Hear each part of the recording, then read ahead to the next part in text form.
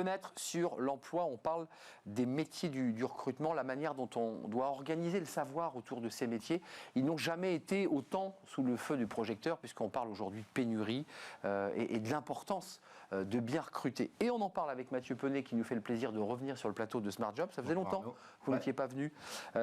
Toujours un plaisir de vous accueillir. Membre fondateur du collectif du recrutement, c'est le sujet dont on parle aujourd'hui. Exactement. Fondateur de Yago, ça c'est votre cœur de métier. Et puis CA Ask, comme candidat, N-Ask, de cette relation, parce que vous insistez beaucoup sur la manière dont on accompagne un candidat qui n'a pas été pris, qu'on ne l'abandonne pas comme ça.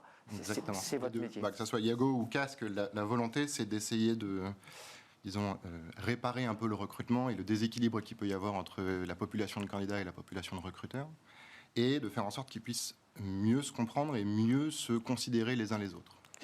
Si je vous lis bien, le collectif du recrutement, c'est une forme d'éthique du recrutement. Alors justement, historiquement, on s'est dit, pour pouvoir aider à améliorer cette relation, il fallait, la volonté première, c'était d'avoir une sorte de manifeste du recruteur, qui s'engageait à, justement, noir sur blanc, améliorer la relation avec les candidats, prendre en compte des sujets de diversité et inclusion, améliorer le respect d'un humain, en fait, derrière un candidat, améliorer la relation qu'il pouvait y avoir avec un manager. Comme la charte des journalistes, comme des chartes professionnelles. Exactement. Et en fait, on s'est dit, dans toutes les réflexions qu'on a pu mener, donc on a construit ça avec... on ne voulait pas que ça soit Yago, et on ne voulait pas que ça soit une entreprise qui porte ce sujet. Mais un collectif. Donc on s'est regroupé à plusieurs du secteur.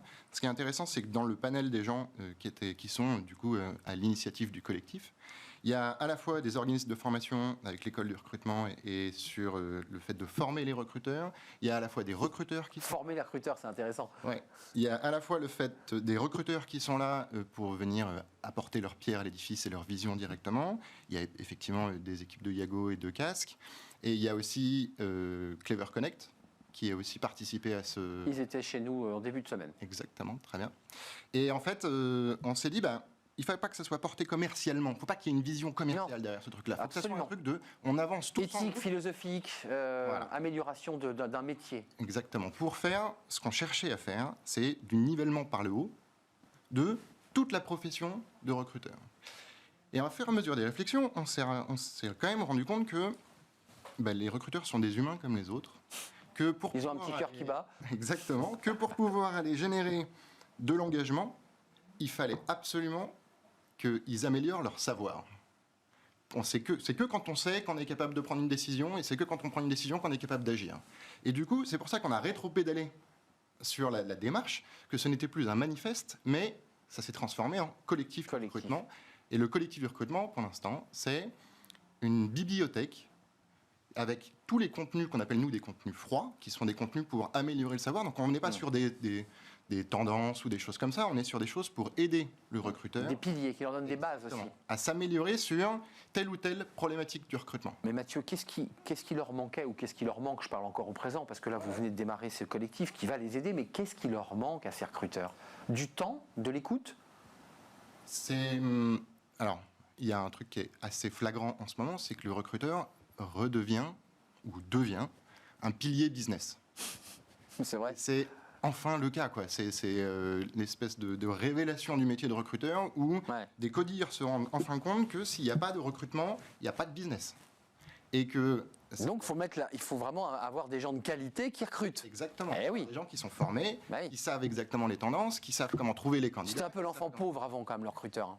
Souvent, je ne sais plus quel DRH expliquait que lors des codires, souvent le DRH c'était la personne sur le strapontin au bout qu'on laissait parler les 5 dernières minutes, mais tout le monde avait déjà plié ses affaires et était prêt à partir. C'est ça. Et ce qui n'est plus le cas aujourd'hui. Plus du tout. Parce qu'il y a cette prise de conscience que si j'ai pas de gens pour faire tourner la boîte ne tourne pas. C'est aussi simple que ça. Et du coup, si j'ai pas de gens pour être capable d'attirer correctement des candidats, c'est dramatique d'un point de vue business. Mais qu'est-ce qui vous empêche de passer donc de ce fameux collectif du recrutement qui est une base de données où on collecte, où vous avez collecté, j'imagine sur un site, les informations concrètes pour accéder ensuite à un manifeste? Est-ce que vous allez aller jusqu'au manifeste qui donne les cadres du bon recruteur? Plus tard, mais le premier levier, le premier constat qu'on a pu faire, c'est aider unitairement chacun des recruteurs, chacune des personnes qui fait du recrutement à avoir la connaissance, avoir accès plus facile à la connaissance.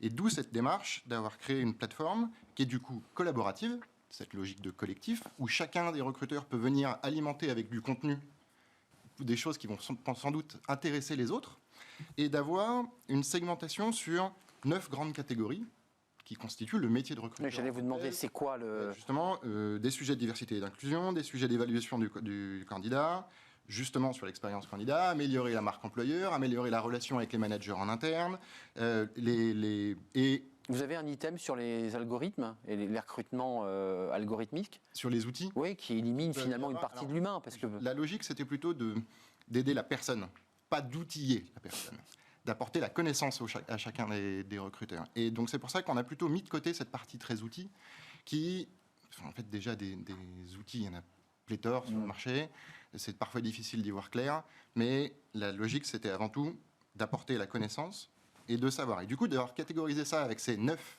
grandes catégories, enfin en fait il y en a 10 parce qu'il y a une case autre, mais c'est 9 grandes catégories de pans du métier de recruteur, et aussi d'être capable de les segmenter en fonction du niveau du recruteur, débutant, intermédiaire ou expert. Ce qui est passionnant dans votre démarche, c'est qu'on découvre aussi à travers ça qu'il n'y a pas vraiment de formation. On ne fait pas un BTS recrutement, on ne va pas faire une école d'ingénieur en recrutement, enfin tout ça, c'est des métiers qui sont construits un peu comme ça. C'est surtout un métier qui peut s'apprendre sur le tas. Mais c'est ça. C'est un métier qui peut attirer des gens parce qu'on peut faire une reconversion pour devenir recruteur, on peut maintenant se former pour devenir recruteur. Mais vous souhaitez qu'il y ait une formation qui structure tout cela, ou vous dites après tout on peut l'apprendre comme ça? Il y a plus de formations qui se sont montées, mais le point premier, c'est que quand on regarde dans les écoles de RH, la partie recrutement, elle est minime. Ouais, elle est très faible. C'est encore très ancré sur la partie relations sociales, paye, qui sont des sujets qui étaient des sujets majeurs.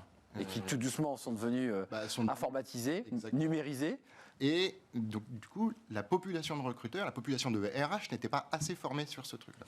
Merci Mathieu. Le collectif du recrutement, il y a un site internet. Exactement, collectif-recrutement.com.